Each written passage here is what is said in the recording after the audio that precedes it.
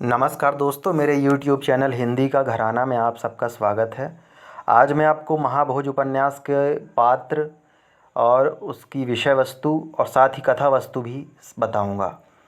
देखिए दोस्तों, महाभोज उपन्यास में ढेर सारे पात्र हैं। मैं कोशिश करूंगा सभी पात्र आपको बताऊं, क्योंकि आजकल प्रतियोगी परीक्षाओं में सभी पात्र पूछे जा रहे हैं। कभी कभी गौण पात्र भी पूछ लेता है, इसीलिए मैं आपको जितने भी पात्र हैं महाभोज उपन्यास में सभी के बारे में बताऊंगा। देखिए, पहला सबसे महत्वपूर्ण पात्र है विशेषर यानी बिशु। यह मरा हुआ पात्र है और इसी के इर्द गिर्द पूरी कहानी चलती है। अगले हैं दा साहब, ये वर्तमान मुख्यमंत्री हैं, गांधीवादी हैं। अगले हैं सुकुल बाबू, जो कि 62 वर्षीय हैं, भूतपूर्व मुख्यमंत्री हैं और फिर से चुनाव लड़ने की तैयारी कर रहे हैं।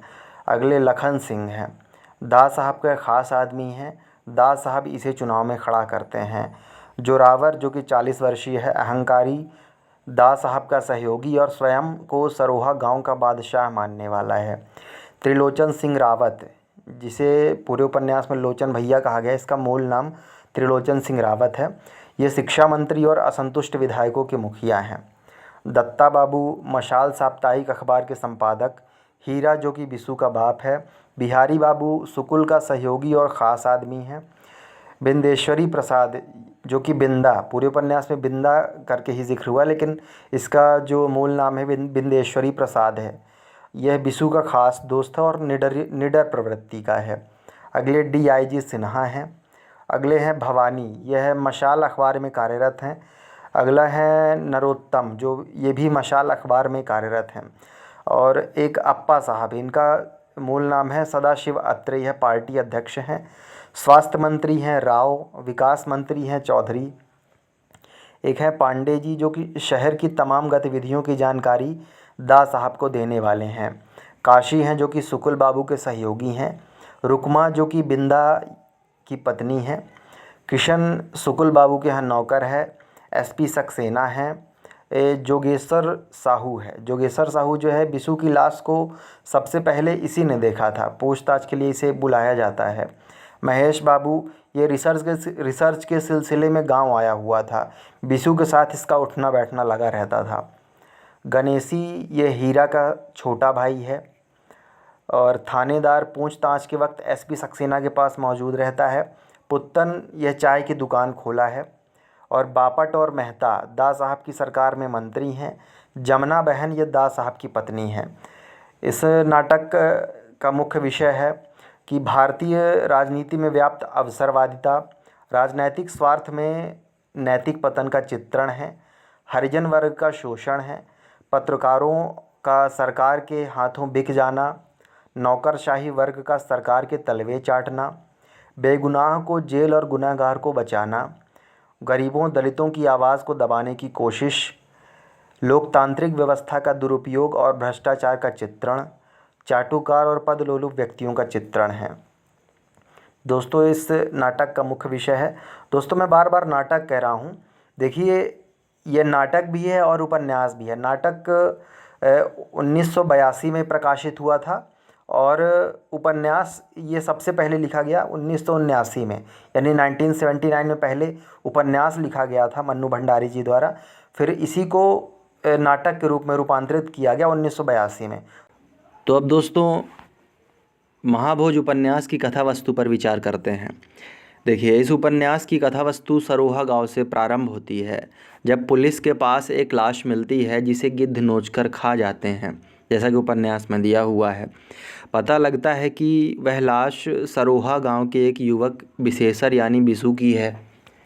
इसी गांव से हटकर हरिजन टोला है। वहां कुछ महीने पहले कुछ झोपड़ियों में आदमियों सहित आग लगा दी गई थी। यह आग किसने और क्यों लगाई, इसका कोई सबूत नहीं था, लेकिन पुख्ता प्रमाण जो थे वो विशेषर यानी बिशु के पास उपलब्ध थे, इसीलिए किसी ने उसकी हत्या कर दी थी। कुछ महीने बाद चुनाव भी होने थे, इसलिए बिशु की मौत की खबर सुनकर आसपास के तमाम राजनेता गांव का नाम सरोहा है वहां आने जाने लगे और अपने राजनीतिक हथकंडे और राजनीतिक फ़ायदे हेतु बिशु की मौत पर ही राजनीति करने लगे। शहर गांव से अधिक दूर नहीं था, मुश्किल से 20 मील। उस शहर में तत्कालीन मुख्यमंत्री दास साहब रहते थे, जिसे इस घटना की खबर थी। लेकिन दास साहब इस घटना को लेकर अपनी राजनीति और चुनाव पर होने वाले असर पर सोच रहे थे। दास साहब अपने सहयोगी या कहें कि अपने सबसे ख़ास आदमी लखन सिंह को इस चुनाव में प्रत्याशी के रूप में खड़ा कर रहे हैं। लखन का मानना है कि बिशु की हत्या जोरावर ने की है। जोरावर भी एक पात्र है। तो लखन का मानना था कि बिशु की हत्या जोरावर ने की है। इसकी वजह से इस बार हरिजनों के सारे वोट सुकुल बाबू के पास चले जाएंगे। लेकिन दास साहब राजनीति के पक्के और पुराने खिलाड़ी हैं। वे लखन को धैर्य से काम लेने के लिए कहते हैं। सुकुल बाबू जो कि भूतपूर्व मुख्यमंत्री हैं, 10 साल तक उन्होंने जनता की सेवा की है। इस बार वे भी चुनाव लड़ रहे हैं। सुकुल बाबू सरोहा गांव जाते हैं और गांव के लोगों को अपने राजनीतिक भाषण से लुभावने देते हैं। साथ ही बिशु की मौत के जिम्मेदार को कड़ी से कड़ी सज़ा दिलवाने की बात करते हैं। मशाल साप्ताहिक, जिसके संपादक दत्ता बाबू हैं, इन्हें दास साहब अपने घर बुलाते हैं और घटना की खबर कैसे बनानी है सब कुछ अपने तरीके से बताते हैं। दत्ता बाबू काफ़ी डरे हुए होते हैं, इसीलिए अगले दिन दास साहब के कहे अनुसार ही यह खबर वो बनाते हैं। इधर शिक्षा मंत्री लोचन बाबू यानी त्रिलोचन सिंह रावत और पार्टी अध्यक्ष अप्पा साहब यानी सदाशिव अत्रे आपस में बैठक करते हैं और चुनाव संबंधी बातें होती हैं। लोचन बाबू दास साहब की नीतियों से प्रसन्न नहीं रहते और वे स्वास्थ्य मंत्री राव और विकास मंत्री चौधरी के साथ मंत्रिमंडल गिराव अभियान चलाते हैं, जिसमें 5 मंत्री होते हैं। ये लाइन आप याद रखिएगा। उन 5 मंत्रियों का नाम है राव, चौधरी, बापट, मेहता और स्वयं लोचन भैया।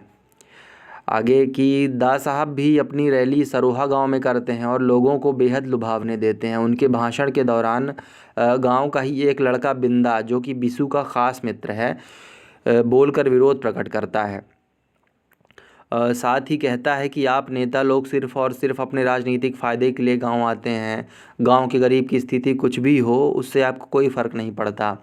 लेकिन उसकी आवाज़ को अनसुना कर दिया जाता है। उसी कार्यक्रम में बिशु के पिता को बिशु के पिता का नाम हीरा रहता है, तो उसी कार्यक्रम में उसको 50,000 रुपये दिए जाते हैं और दास साहब कहते हैं कि इस घटना की पूरी तहकीकात होगी, आप लोग निडर होकर अपनी गवाही दें।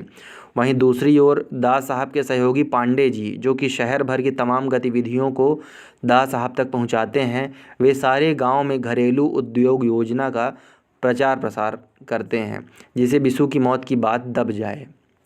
दास साहब डीआईजी सिन्हा से कहकर बिशु की मौत की पूरी छानबीन करने को कहते हैं। डीआईजी सिन्हा एसपी सक्सेना को इस घटना की तहकीकात करने को कहते हैं। एसपी सक्सेना सरोहा गांव जाकर सभी का बयान लेते हैं, जिसमें हीरा, जोगेश्वर साहू, महेश बाबू आदि होते हैं। बिंदा उस रोज़ नहीं आता, वह दूसरे दिन अपना बयान देने आता है। उसके साथ उसकी पत्नी रुकमा भी रहती है। पूरी तरह निडर होकर वह अपना बयान देता है। साथ ही वह एसपी सक्सेना को बताता है कि जिस रोज़ बिशु की हत्या हुई है, उसके एक रोज़ पहले पुत्तन चाय वाले के यहाँ 2 नए आदमी चाय पी रहे थे, जिन्हें जोरावर ने भेजा था। इन्हें गांव का कोई व्यक्ति नहीं जानता था। इन्होंने ही बिशु की चाय में जहर मिला दिया था, इसीलिए बिशु की मौत हो गई थी, ऐसा बिंदा कहता है। अब एसपी सक्सेना की रिपोर्ट लगभग पूरी हो गई है और वे समझ गए कि बिशु की हत्या का जिम्मेदार कौन है। इधर यह खबर दास साहब को पता चलती है कि एसपी सक्सेना ने सबके बयान लिए हैं और जोरावर का नाम शक के दायरे में आ रहा है। अब चूंकि जोरावर दास साहब का आदमी है, इसलिए हर हाल में उसे बचाना चाहते हैं। फिर दास साहब डीआईजी सिन्हा से मुलाकात करते हैं और बातचीत पूरी हो जाती है। षड्यंत्र के तहत बिंदा को ही बिशु का हत्यारा माना जाता है। रिपोर्ट में यह झूठी खबर लिखी जाती है कि उसके घर बिशु ने खाना खाया था और खाने में बिंदा ने जहर मिला दिया था, जिस कारण से बिशु की मौत हो गई। अब बिंदा को जेल भेज दिया जाता है और अब सभी यानी डीआईजी, दास साहब सब एक जश्न भरी पार्टी करते हैं। लोचन भैया, जिन्हें यह कहकर मंत्रिमंडल से बर्खास्त कर दिया जाता है कि इनका रहना पार्टी के लिए भविष्य में खतरा है, लोचन अनुशासनहीन व्यक्ति हैं। और इधर ईमानदार एसपी जो सक्सेना रहते हैं, जो सही तरीके से केस की छानबीन कर रहे थे, उन्हें सस्पेंशन ऑर्डर दे दिया जाता है। बिशु को न्याय न दिलवाकर एसपी सक्सेना बहुत दुखी होते हैं। वहीं बिंदा को जेल जाने की खबर सुनकर उसकी पत्नी रुक्मा का रो रो कर बुरा हाल रहता है। तो दोस्तों, यह उपन्यास का सारांश रहा। इसे एक दो बार आप सुनिएगा। आप उपन्यास के पात्रों को देखते रहिएगा, सभी पात्रों को आप सामने लिख कर रख लीजिएगा और ये सारांश सुनिएगा। आपको बहुत तरीके से समझ में आएगा कि आखिर उपन्यास की कथा वस्तु क्या कहना चाहती है। तो ठीक है दोस्तों, अगले वीडियो में फिर मिलेंगे। तब तक के लिए बहुत बहुत धन्यवाद।